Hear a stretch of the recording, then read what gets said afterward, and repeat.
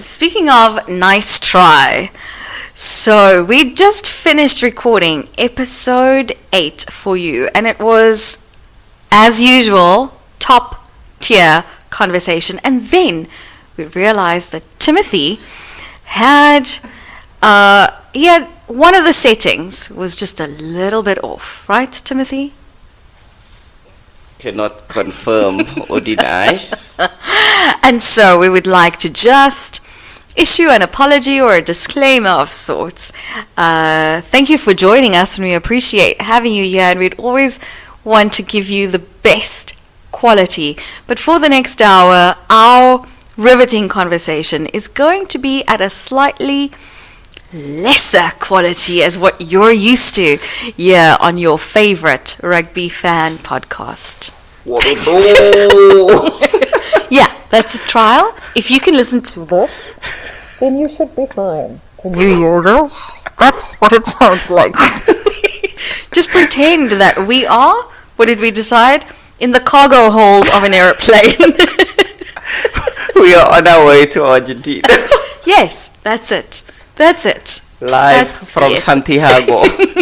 Thank you for listening.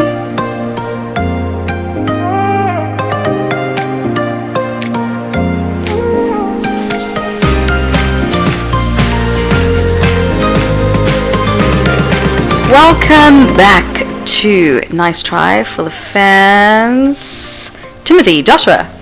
What it do, baby? Sure, I almost didn't want to record. I've kind of felt like, the pinnacle was reached. The hangover. Yeah, the peak. It's like everything that we've wanted in our lives. It sounds like it's can only go downhill from me. Last time the Springboks played, that was against the All Blacks at the DHL Stadium, and we were there. I was there. It was historic and beautiful and perfect. It was quite a wonderful experience and occasion. Would recommend. Yeah, I highly. Also, if things go according to Rassi's plan, we can say that we were part of or witness this historic run. Yes. Where were you? Yeah. When they won 15, 18, 20 in a row. Yeah. Then I was there. At the 7th. Yes. That was. Yeah. I can't tell you much about the rugby. The atmosphere was phenomenal. Yeah. As well. And it's something else. We've reached next levels, and people who talk about it, some people are nasty, and they'll say, it's good for South Africa now, it's great to have these moments, and they're in this phase, and they talk about it like that, like this too shall pass. But I'm not concerned about that. I'm just living in this moment. Yes, it is pretty great to be a Springbok fan, and it's not just great because we're winning and we're in a good place, but it's also great because the future looks so bright. But yeah, so that was that match. Of course, it was on the 7th of September, and the score there, 18-12 to the Springboks. Again, a match where the Springboks, they didn't have to dig deep, but they had to scramble a bit here and there to fend off an energized New Zealand side. Should we talk about that? Of course, coming this weekend, the Springboks take on the Pumas in Argentina, and then it's the Bledisloe Cup between New Zealand and Australia. But should South Africa win, they've got the championship. Yeah. So there's lots to talk about, but let's look back on that match. There were there were things to take out from it for us and potentially for the All Blacks. But also for the competition on the whole. It was by no means a perfect performance, no, but we're always in it. I think we'll probably only know the value of these victories, or be able to judge it properly, once we see what New Zealand do against Australia. If New Zealand are able to produce against Australia and we produce against Argentina, then we can, hold our head up high, especially considering the match state of those games. There were points where we were far behind. And to be able to still come and close it out. We've also had some issues with our squad availability, so I think all things considered, it depends if you're a glass half full or half empty kind of person, because I would say there were definitely opportunities for South Africa to really put the pain to the All Blacks. Like, I think they might not be. I'm just hearing rumors and talks about the All Blacks changing their selection policy. Oh, hello. Now if that happens, that changes things quite drastically, and then we'll need to revisit this this at the end of the championship, and then maybe in particular at the end of the year, once we have a bit of a beefier squad in terms of availability. We're missing quite a few players from our World Cup squad, so if we can put up performances overseas and bring a few new faces through, then I think we can accurately evaluate our championship, and also the planning for coaches, and then the performances as well.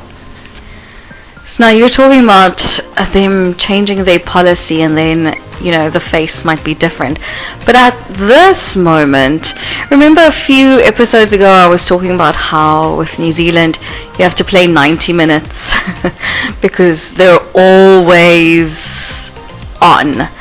After the whistle there'll be that extra 3, 5, maybe even 6 minutes where you're playing up to 86 and they're just going. They didn't look like that team. Not at Ellis Park and not at DHL. They kind of, and people talk about the first 60 minutes at Ellis Park where they were kind of not dominant, but they had their hands on the steering wheel, and there were moments like that in Cape Town as well, but like they lose a lot of steam. They didn't even use their whole bench. So they're not those 90-minuters anymore, and I'd almost say like it's turned a little bit, and the Springboks have become the team that you can't write off. So even if you have a nice substantial lead, you're feeling comfortable, you've etched your name, you've penciled in the W, you can't anymore because they're always finding a way. We probably are doing it in a different way. I don't think New Zealand were ever, especially that 2011-2015 period. They weren't a team that were chasing a lot. No. So it might have been close, but they would then eventually stretch their legs. But I think it's got to do with depth and talent at the end of the day, and I just don't think they have that talent pool to draw from, as well as not having the existing players come up and really experience a high level of competition. So I think someone said like New Zealand always used to be the ahead of everyone in world rugby. Yes. When it comes to innovation and like a big thing that New Zealand did, which makes sense in school rugby. New Zealand doesn't work on age; they work on weight. And so because obviously kids develop at different rates. Yes. So if you're an 8-year-old but you know 2 meters tall, obviously you're going to dominate. So Yes. you're not really working on your skill. Whereas South Africa still in, like, you know, I think that's probably changing now. They'll push players up sooner, but at a stage it was very limited. And so New Zealand were ahead. Yeah. You know, you had your forward players that had hands like backs. But yeah, things are moving in a different direction. Yeah. The coaching is definitely picking up in other areas.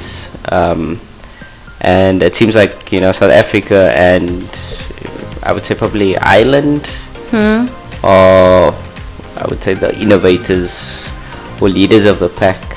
And then you obviously have Rassie, that's sort of a a special case in terms of what he brings.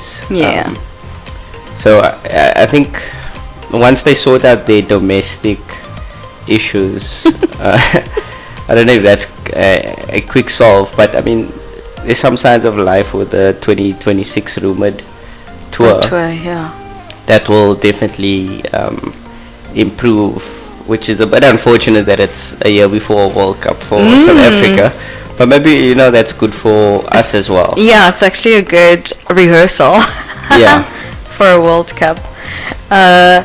Someone who we talked about him in our preview, and then on the day I say that he was roaring and raring to go, and he actually was. Wallace Sititi. Yeah. He was probably their best player on the field for the day, for most parts of the day anyway. I would say Codie Taylor.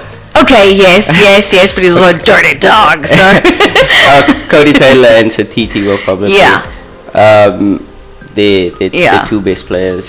Yeah, he definitely took the opportunity, and he was a nuisance. You know how we talk about. Did we talk about Blackadder being a nuisance? Yeah. And that but he's you replaced him. Yeah, that's different. Yeah. So he's been rewarded. So he'll be playing.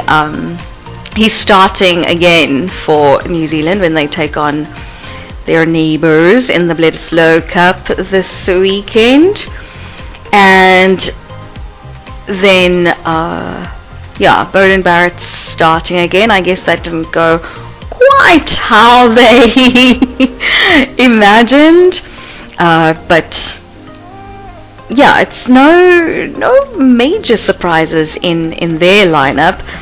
Just going, you know, from what we saw in Cape Town and now going into the Bledisloe Cup.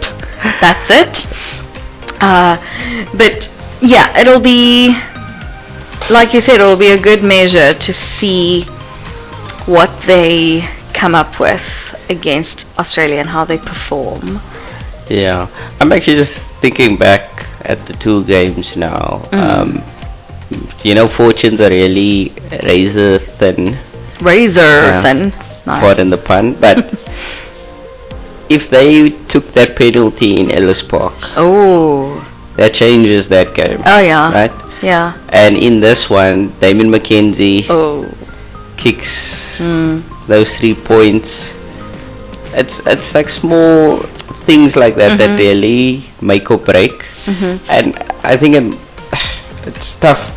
Maybe the decision or the blame does lie with Razor primarily, because you have someone like Damien McKenzie who is now, I don't know, what is he trying to achieve with him? You're moving one of your better players like Will Jordan to wing again. And Tamaiti Williams had a great game as well on the bench. Maybe he's trying to develop that sort of bomb squad sort of you know, a bench, but very few decisions, or a few decisions that could have really altered the outcomes of matches. So I don't think they should be too disappointed. Obviously, their standard is unlike anyone else in world rugby. So hopefully they do continue, and Razor in particular works and understands that Test rugby is a game of inches, right? You're not gonna repeat and get those chances again.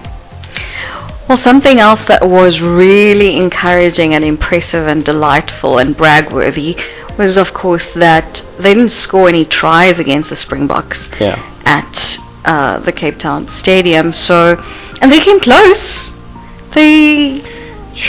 I just remember this one passage. I think it ended with Scott Barrett knocking it on. But wow, that's where you really see that the players are invested. To have been very easy, because I think they will play it down. Wally was off with a yellow card, so really need everyone to pull more than their weight to make up for that missing person. Exactly. So I think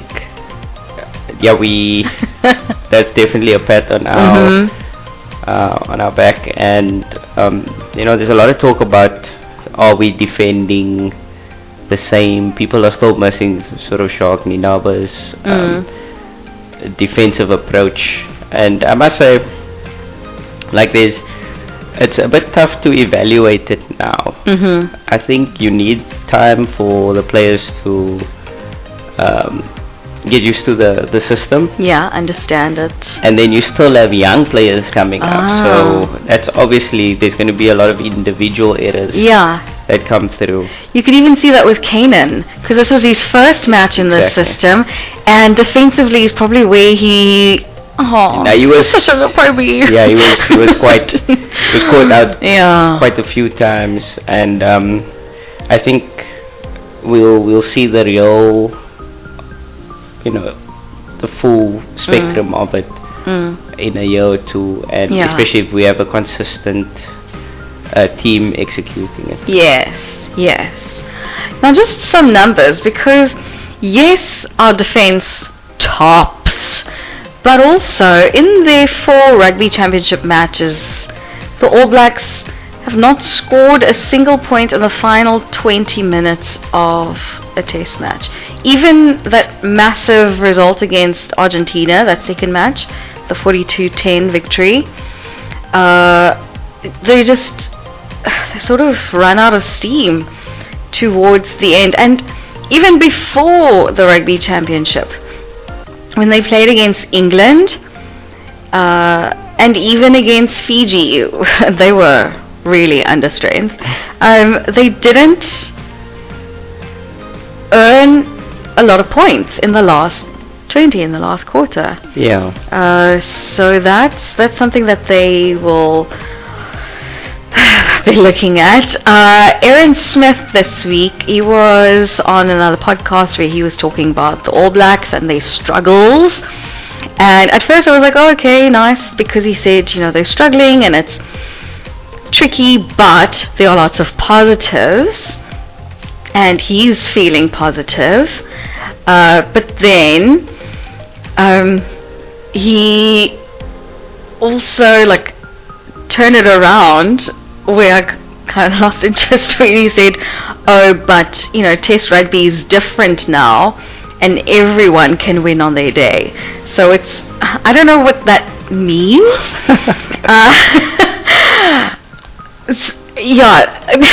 How much? No, I don't get it. So he's saying they're not dominating, but rugby's different now, so now anyone stands a chance. No, what are you saying? What is that? I don't know. No, what's he saying? Please translate it for me. No, I might share familiar lines with him, but I don't speak Aaron Smith, unfortunately. What? Yeah, that's if we're not winning, it's the game's fault. I don't know. I'd have to watch it myself to be able to get a full understanding. Okay. But obviously, there's a lot of sour grapes in. It feels that way. In New Zealand. And a lot of it needs translation, because I don't know what half of what they're saying. It doesn't make sense sometimes. Yeah. Like multiplier, like to be there and to not be there, and that did quite a yeah. Anyway, meanwhile, someone who does speak my language, the GOAT, Cheslin Colby, he was talking about Sasha and Fussy. And he was just praising them, which is quite nice, because, if you're going to get praise from someone, sure, Colby, that's big, that's huge.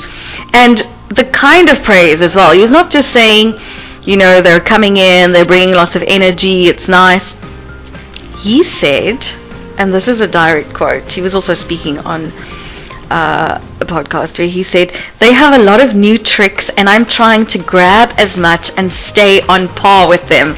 Oh my word, Cheslin Colby saying this about you. I wouldn't sleep, I would actually retire. They should retire. This is it, this is the pinnacle of their careers. But that is nice, and you see that it's not necessarily a level of competition like, oh, these new guys, they're great, so I gotta up my game to stay in it. But it's also like they're spurring everyone on and everyone's growing together. The older ones, the experienced ones, they're teaching them, things that only come with experience, and they're giving them new energy. So it's a nice give and take, and it's nice to hear that from someone who could easily be regarded as the best in the world, and to have him have that kind of appreciation and modesty. Yeah, I'm just going to caution this. I know you mentioned about enjoying the moment. Okay. And, forecasting that, things are never going to get, or things might go downhill from now. I say that to say, winning solves everything. Like, you can be the most flowery character. Yeah. You can just, everyone is for everyone. Okay. A true test would be, when the chips are really on the Springboks are playing with house money at the moment. Okay. We haven't really, to be honest, we haven't really gone through a period where it's been consistently negative. Okay. Now you can say like 2016. Yeah. Now you can say that obviously they're putting in things in place that prevents that from happening. But it's a funny sport. Okay. And things can change quite quickly. Yeah. We've spoken at length about how many players we potentially might lose. And I guess, I don't know if we'll bring it up, but I'll maybe just mention it here. Obviously Sia's not playing this weekend, but he is being involved in the coach's box. Yeah, so from that aspect I can see this train, choo-chooing along, because Rassi is sort of developing this perspective that it's not just about what happens on the field. Yeah. Like, there's other things that need to be considered, and there is pathways for players. Yeah. Right? So they don't need to feel like this is their everything, and they now need to fight for their place or keep the young ones down. There is this perspective, and so it's one thing to say, do it for South Africa, but if people are inherently selfish, if you don't have the opportunity or the possibility to progress, you're going to put yourself. So hats off to him for that. And I mean, the future is bright, and it's good to hear. I mean, they spoke to Andre as well during the press conference. Yes. And they asked him about sort of the competition, and he said, well, competition is good, or all of us are competitive. Yes. But it's the sort of perspective towards what the competition is for. It's not that I just want to be better. Yeah. It's about competing to be the best that South Africa needs. Yes. Yeah, so it's interesting from that perspective, and it seems like they've really bought in. I don't want to cast, cast a shadow on your sunshine. But we can look at the teams of yesteryear.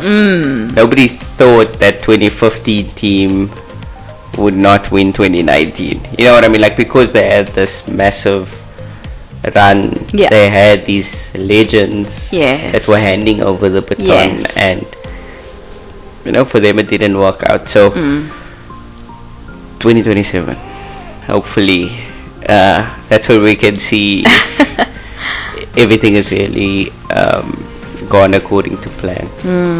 And we need to remember that everyone else also has a plan. It's not just, we're not just competing against ourselves and being the best we can be, but it's like beating the other best versions of those other people. I mean, everyone's going to have an agenda. Ireland wants that semi-final. The All Blacks, they want to maybe relive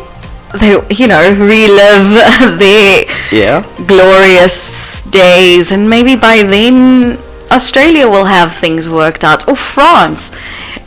Everyone is busy, so it's not just about us and what we're doing. We're competing, yes, but we're also competing. So you're competing for a place to compete. Getting the jersey is the beginning. It's not that's your victory. Yes, that's great. It's beautiful. There's honor and privilege. But then you got to use it and compete against the best. But thanks for that.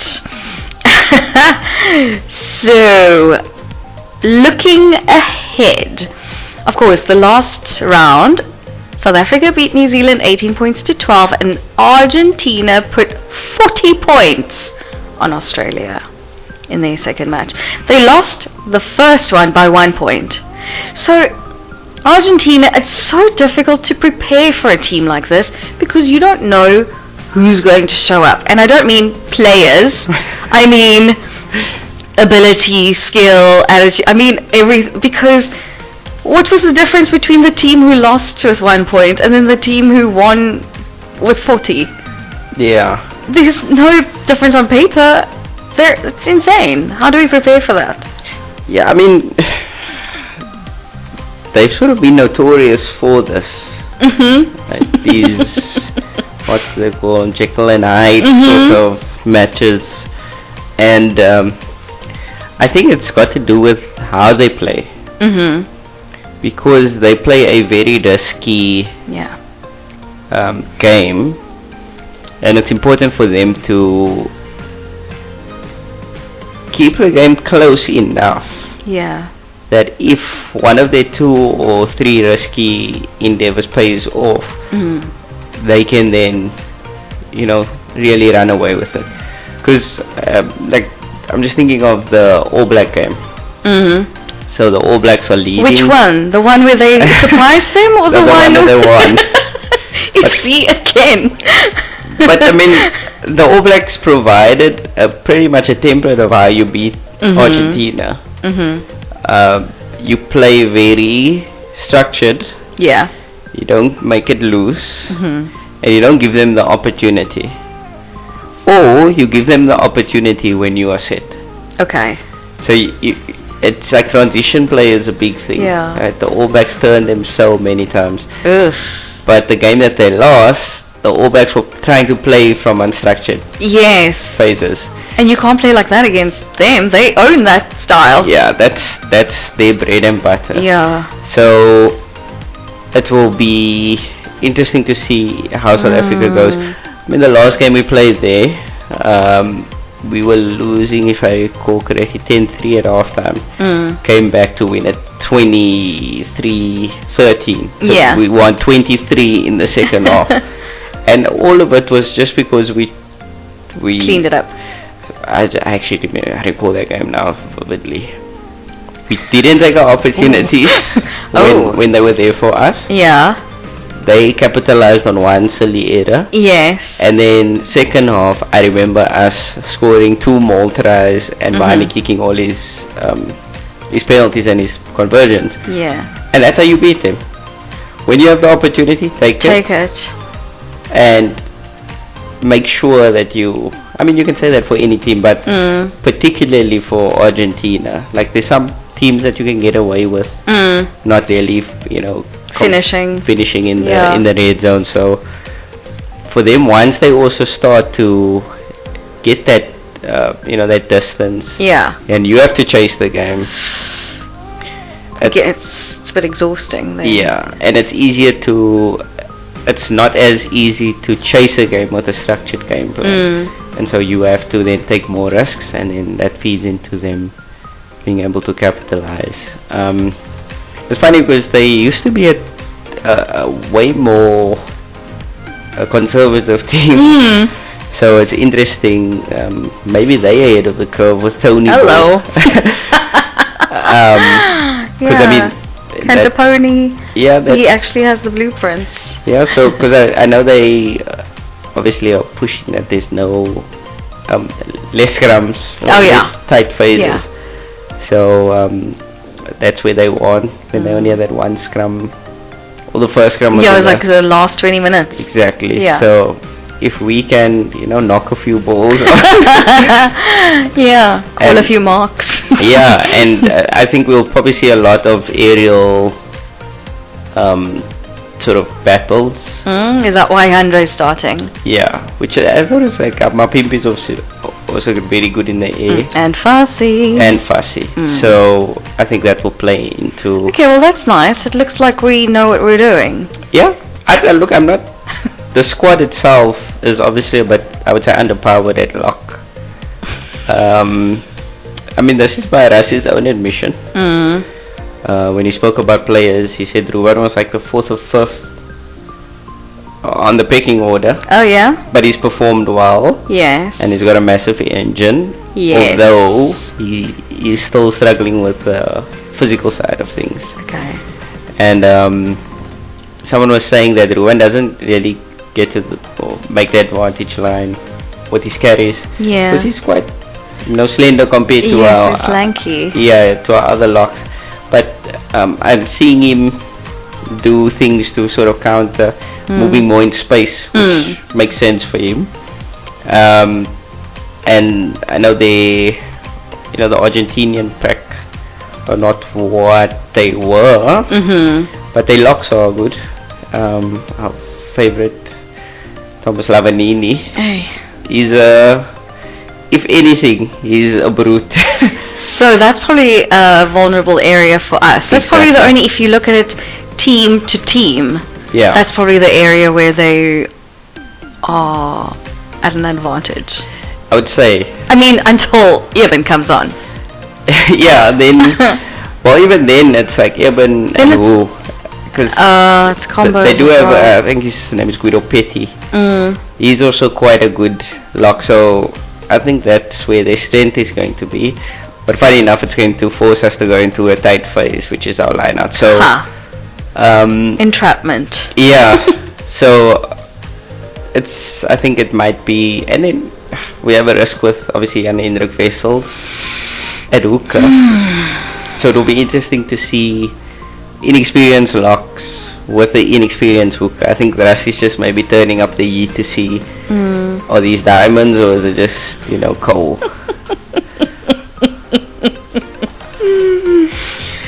Sure.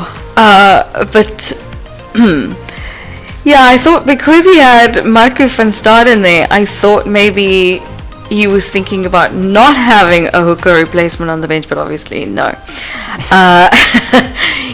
Maybe this is just time for Jan Hendrik to prove himself, because in every other part of play he did well. It was just his throwing was. Well, he hasn't played hooker for the Boks yet. In his home. At the Bulls. No, he's his throwing is a bit. Look, we had issues with Malcolm Marx at a stage. He was an all-round beast across the park, but just at line-outs. And we're not talking like crazy, right? It's margins, but at test level, those things matter. So I think it's something that can be worked on. The only issue is obviously if he goes back to the Bulls and he doesn't get that practice and game time. There's only so much you can really replicate in training, so it'll be interesting. For me, the point of my interest is definitely going to be on the newer players. I hope Jaden also gets some. Yeah, he was. He was. It was nice to see him in Cape Town, because of course Grant struggled a bit. It was too light out. Early in the game. Yeah, very early. He's like a twilight vampire. Yes. So, oh man, Jaden's pass. So beautiful. Rassie, in the press conferences this week, he talked about execution, and you mentioned it earlier, like you got to take your chances, and that's something that it's just like tale as old as time now with us. Yeah. Like we have so many opportunities, breaks, runs, taking 4 people into contact and getting up again, and then nothing. Yeah, I think it's the nature of the opportunity taking. Look, if you're going tight on pick up and drive, and we knock the ball on, for me that is way more egregious than like we're actually trying to play. Yeah. We knock the ball on. Yeah.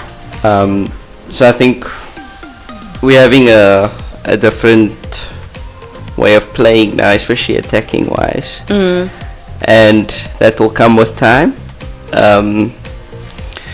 So actually it's small things like I mean, I've been now sounding like a skipping record, but it's really, if you watch some of our moves, so that Ellis Park move for the line, the double line out.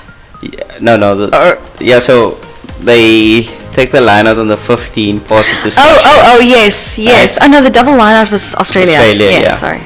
And it's probably like one pass, so the line out is a bit skew. It struggles to get to Sasha at the time that he needs it, and because of that we can't get away on the outside. So it's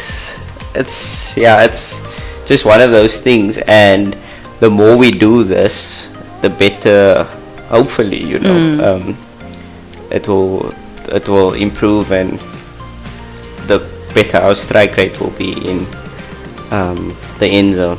Yeah. Okay, so you're looking at the young ones. Ben Jason Dixon, he's back. New Zealand was, I think, it wasn't the Ben Jason Dixon I've come to know and love. Didn't show up for that first New Zealand match, but now he's back. Looking forward to see like him versus Kramer. That'll be nice because they cut from similar cloth. No, definitely. That'll be lovely. And then Ruan getting a chance. That's nice. Thomas, it's always nice to see him again because he's not a young one. He's young. He looks much older than he is. Yeah, he needs to really sort of stamp his credentials now. Yes, because like we said before, he was the best in the Premiership. He's not the best here. So it's like he needs to show. It's like the same, back in the day before URC and all of that, you had these amazing provincial players who would produce, different on international level. So he's somewhere there, and I know the Premiership where he plays is international, but it's not the same kind of thing. So I think maybe that's where he's at. Then we touched on Jan Hendrik. And then Ulrich, I guess that's the other young one we're looking forward to seeing. Yeah, Ulrich for me is really state his claim. Okay. For me, I'm not really worried. He's like a known quantity. You said you're looking forward to the young ones. No, like young in terms of experience. Yeah. So I'm looking at Ruan. Okay. Ben Jason. Yeah. Jan Hendrik. Okay. And Salman. Also going to be who you're watching. Who I'm watching. Jaden, I know what Jaden is. Oh. Fassi is another one, obviously. But I feel like Fassi's come through because now people don't even want to kick anymore because they're like... Yeah, perfect. Yeah. So then, quickly, of course, the Heavenly Seven have been arrested. Yeah. Those include, for those who don't know, Uncle Willie is arrested, Goat Cheslin, Damien, who's been, praised, Sasha, naughty, Peter Steff, also the greatest, France and Bongi, workhorses. They've been arrested. Yeah. Should Ox have been arrested? Why do I feel like he should have been arrested? No. He's just doing the absolute most. Ox is funny enough. I just need to double check this, but I feel like he doesn't have as many caps as people suspect. So before looking, I mean, on the fly, yeah. How many caps do you think Ox has? Surely he's had his 50th? Oh my word, he's probably going to be like 34. So Ox is 29. Don't joke! No, he's 29 years old. Oh, I thought he's 29 caps. No ways. 29 caps, 34. 29 years. 29 years old, 34. Oh, didn't I say, yeah. Okay. But you would have thought he had 50. I would have thought he had 50. And then I just want to compare with Thomas the Toy, which sneakily has probably way more. 1 million. No. So that's why I'm saying I feel like he still needs to. Oh no, I was just looking at it in the context of the season, and just his presence. The Thomas only has 18, but so he needs to sort that out. Okay. But with Ox, I feel like he's playing like the best that he's played. I know, that's why I wanted to give him a raise. Well, the coaches know. Go for high tea. The coaches know, know, and obviously they selected these 7 players for sort of management. Yeah. So, if they say these players are fine, then I trust them. I mean, Rassi made a big thing about players not being honest with their fitness, so I would assume that they have very, very clear guidelines. And as far as I understand, there's still also it might make things tough for the club teams, because I know there's some agreement that they need to have 8 weeks of unbroken rest. So URC teams might not be the best, but for the Springboks, I think they are perfectly fine. Okay, sure. Okay, well, speaking about clubs, there's also a small matter of Currie Cup, which is happening. You've been following. Very exciting end-to-end stuff in both the semi-finals. Thoughts there? You're finding some gems, you're finding the future, you're finding some players to watch. With the beginning of the season, it was sort of what you'd expect it to be, a lot of new fresh faces, but these last 2 weeks have sort of changed a bit with them relying more and more on their URC teams. But obviously, the class that there is amongst particularly the Lions, because I think they've used more of the URC team, so you see the difference and you see that coming to the fore. But then you have, I hope this man gets kept, Cameron Anukom. Yeah. Had a great game, 2 games I would say that he played. And then you have your youngsters like Ethan Hooker. I think he's really impressed. And some of the Lions as well. Yeah, there's quite a bit of hype surrounding a few players there. We've seen Ruan Venter in the Springbok setup. There's some under 20s that have also been involved in the under 20s that are now making their claim. So it's been very, very exciting. If you're a defensive purist, then it's probably not the right place for you. But I think this is to our benefit. Yeah. Those defensive structures can be, I want to say, dialed in at the national level. But it seems it's good that we're getting our sort of free-flowing rugby at that level. So I will say the Lions, just in terms of what they have and what it seems like they're building. So their under 19s, I think, are number one. The under 20s are number one, and then they finish top. So there's definitely some serious depth, and I think their coach came out and said that he's going to guarantee a top 4 finish. Ayo. So they're obviously feeling themselves,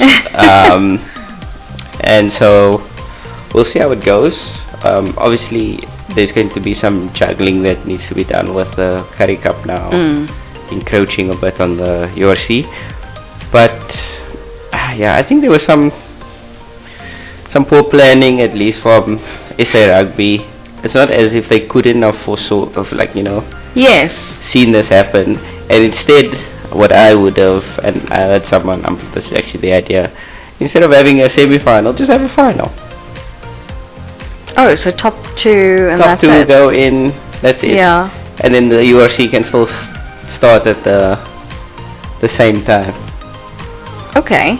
You know, it just in terms of, because now you're pushing everything. Well, it would have been the URC teams that finished on top anyway. No, because actually the Currie Cup 2 tables, Cheetahs were top of the one and Pumas top of the other.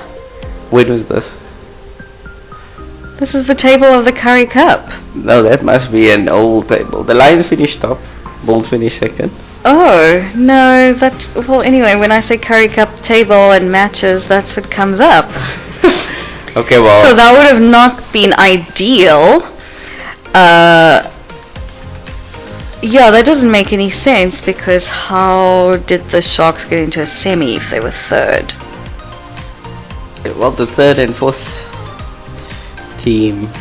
No, it's 2 tables. Yeah, okay. Yeah, I think that's confusing. Obviously, that's not a fair reflection. Yeah. Of what is going on, but yeah, but now it is the Lions and the Sharks in the final, and I'm gonna say I hope it's the Lions, but do you think they can take it all the way? The Sharks really put up or they released their lineup, and it looked quite strong. Yeah.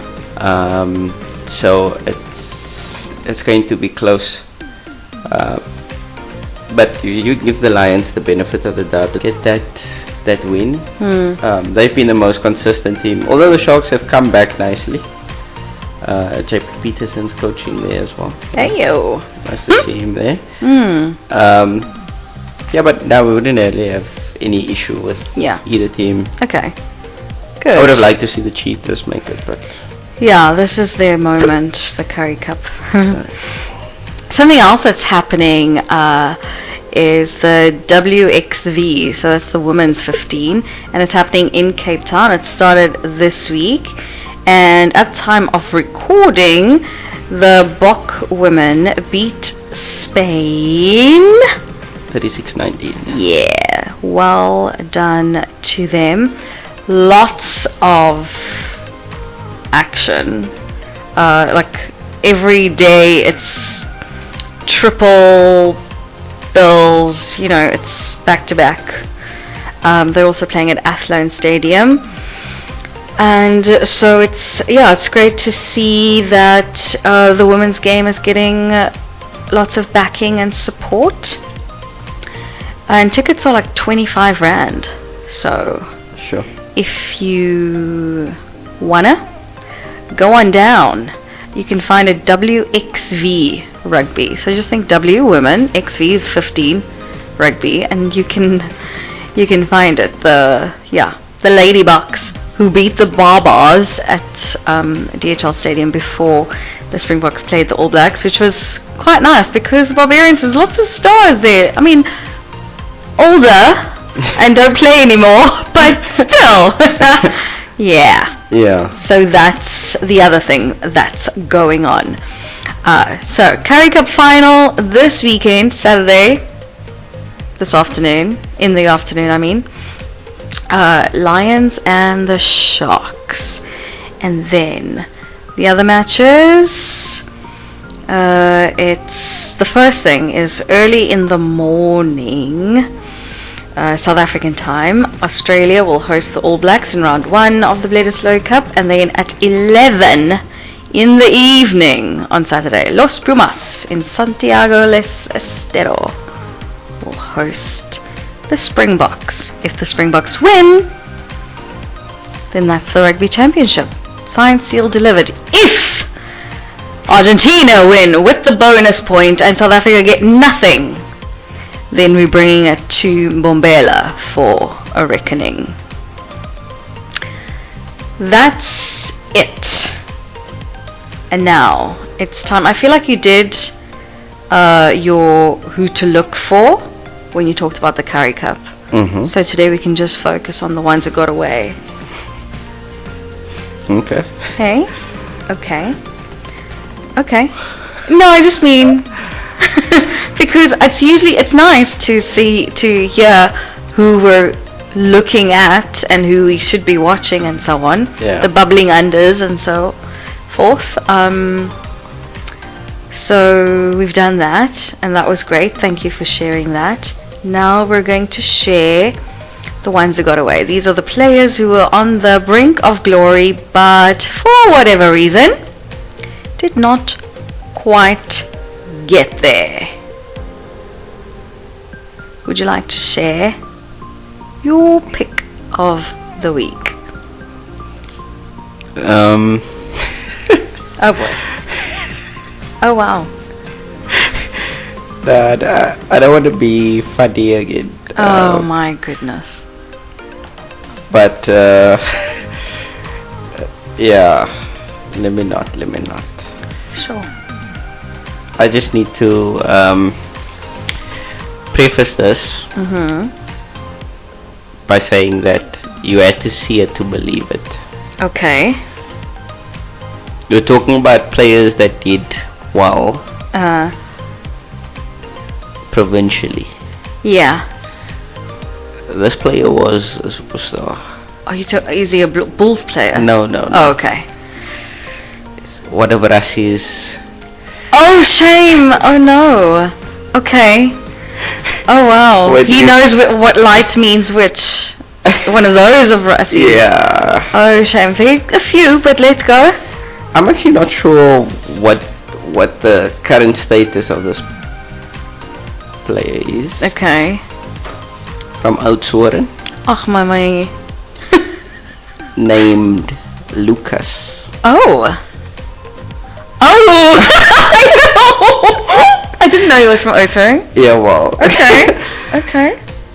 One cap. When was his cap? Was he with Alistair? 2006. Oh, 2006? Yes, 2006. That's Jake White. Oh. Oh, interesting. True. Okay, Lucas. I'm obviously talking about Kalamba. Lucas Kabamba Flo. Yeah. That's why I say you need to have seen it. Yeah. Because he was something. Oh yes. 100%. He would have reveled. Oh yes. In this current system. I mean, there are actually players now who remind me of him. Listen, in the Currie Cup. I think we can go 8-0 with Kabamba. Oh. Okay. Backline cover. Okay, yeah, him and Kwaka actually. Yeah. Thank you. Yeah. Did he play sevens? No. No, he wasn't that fast. But he also has a funny running action, like quite a gallop, hey? Yes. He yeah, so it's deceptive. Like you can see that he's trying to run. Yeah. It wasn't as fluid. No. But got around the park. Yeah, definitely got around the park. Okay. So, sorry, he did play sevens. Hello. Okay. Between 2003 and 2006. Oh, so he's one of the original. Yeah. Okay. Captain him actually. But yeah, very scant stats for him for some reason. Wikipedia not helping me out here because no appearances, but in the. But he did. Yeah. So I don't know what's going on there. But just for reference, 95 appearances for the Cheetahs. Oh, sorry, it's the Free State Cheetahs. 125 points. Wow. That's 125 divided by 5. That's a lot of tries. That's 25 tries. Is it? Wow, your maths is good, eh? I think it is. Oh yeah, 100 and then 25. Come on now. Thank you. But even before that, with the Eagles, 33 appearances. Okay, okay. 90 points. Come on now. Well done. So and for them, you was probably carrying them. So that's 18 in 33. That's amazing. That's Pimpy like a record. Guys, we're not seeing this every day. That's what I'm saying. No, that's amazing. Emerging Springboks, 3 appearances, yes. 10 points. So, So what happened? What happened? Wrong era. Wrong era. Because who was he against? 6, 7 and 8 were all had long blonde hair. He tried his best. And I think it's, he wasn't he wasn't a typical player, shall we say. Yeah. Where South Africa at that time was very, very, you need to fit our style. Yeah. We're not going to have your style as a amendment to what we do. And so I think there was very, very, very, it was very unlikely that he was going to to be anything other than just a local superstar. But I think Google some Kabamba Floors highlights. I'm not sure if anyone made like a package, montage. but you won't be disappointed. You won't be disappointed. Yeah. Sure. That's me. That was good. That was good. Thank you. Yeah. I love these names that are completely unrelated to the nickname. It's nice.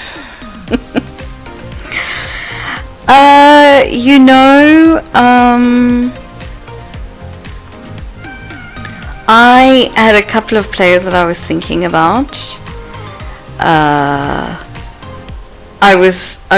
At first I was thinking about JJ Engelbrecht.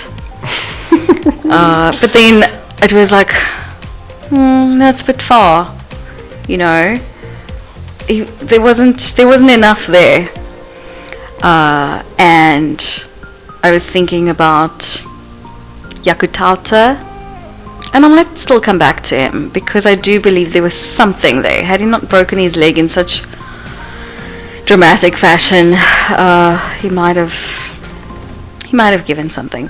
But there's someone that I'll talk about today who actually, he might still be somewhere. There was a time when we really didn't have, we'd had a fetcher who also disappeared. Maybe we should talk about him at some point as well. Okay. A scrum cap wearing fetcher. Wrong time. I don't know what happened there. We'll discuss it in a later episode. But this person had a similar gift, and he was quite small. Anyway, not a thing. I'm talking about, and I don't even know if you know him because he was that unassuming, but there was just something about him, and that's Dion Stegman. Oh, yes. And I really enjoyed watching him. Of course, he's a number 6, so that's like, my favorite. He played for the Cheetahs for just a year, but most of his career was spent at the Bulls, like a good, solid 10 years before he went to Japan. He did make 6 appearances for the Springboks back in 2010. Okay. So I guess that was just that was a time where things were just, it was a little crazy maybe. But yeah, he's a hard working player, I think of him the same way I think of like Adrian Strauss. Those guys, they don't necessarily have the natural ability of a Kabamba flaws, but they work so hard, and I enjoyed him for it. I don't know what happened, why he didn't get there. He was everywhere. Like, he'd be at the ruck and then he'd tackle and then he's back. You know, he was very energetic and very hardworking, and he, like I said, he's just had those few appearances, and in fact, his debut was while Skalkberger was injured. That makes sense. And now I can see why we didn't see him again after that, because of course Skalkberger came back from injury better than before. But that's my guy for today. He was one that kind of got away. Maybe he's not necessarily the one that got away as in we lost out, but he could have been something, especially because of the style of flanker that he was. Like, we've never been rich in those. Yeah, I just want to double check, because I want to say he was such an annoying player to play against. Because he was such a nuisance. But I knew he would never be a long-term Springbok because of how heavily penalized he was. Yeah. So he was always like a penalty threat. He was. And I feel that's the nature of fetchers, isn't it? Yeah, but some have some sense of where that line is. Okay. You think of someone like McCaw. Yeah. Obviously penalized, but when you look at his contemporaries, you know, he's getting away with more. Whether you say it's, you know, he built up that cachet or whatever. Yeah. It's just one of those things. Then he's also got obviously the issue that we had someone like Heinrich Rousseau more or less at that time as well. And Rousseau was like fetcher proper. And I think Rousseau was probably not as penalized. Naughty, I think you'd have to go and double check on those the stats. But Rousseau didn't get anywhere either. Well, he made way more appearances than but for how long? Like longevity, I mean. Well, Rousseau ran into injuries, I think. Yeah, he could have also been a great one. Yeah. That's why I was talking about the scrum cap fetcher. Yeah. I got that. Okay, just in case those who are listening. Yeah, but I think he was injured, and then also what happened with the rule changes. The daylight and so on. Exactly. Yes. So it became much more of a risk to have him play. Yeah. And that's where you see him lose his place. I think Marcel Coetzee starts to take over that role. Yeah. Because he can give more than just the fetching. You know, he's... Yeah. I mean, Stechies was also good at the back of the mall. Because he's tiny. Yeah, like a baby face. He kind of looks like a hooker. Because he's short, turtleish. He had like a baby face. Yeah, he had like a Franco mustard kind of a mouth. Yeah. Definitely. Yeah. Yeah. He actually looks like someone else now that I'm just thinking. I can't think of this player, but anyway. Yeah, he had the similar sort of... The baby-faced assassin. Yeah.